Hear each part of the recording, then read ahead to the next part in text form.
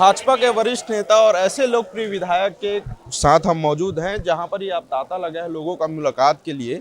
क्या है जीत का मंत्र जिस जनता से आप साथ पा रहे हैं पिछले 35 सालों से?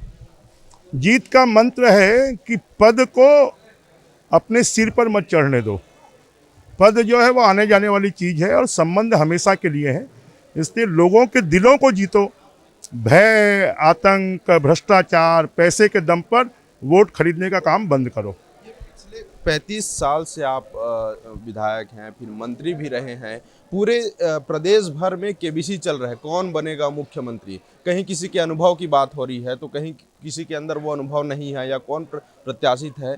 आखिर बृजमोहन अग्रवाल जी तो एक सबसे सही नेता जो है वो नजर आ रहे हैं। केंद्रीय नेतृत्व सबकी योग्यता और सबकी उपयोगिता जानता है और उसके आधार पर केंद्रीय नेतृत्व जो निर्णय करेगा वो हम स्वीकार करेंगे। क्या आप मुख्यमंत्री बनना चाहते हैं? केंद्रीय नेतृत्व जो जिम्मेदारी देगा उसको हम पूरा करेंगे।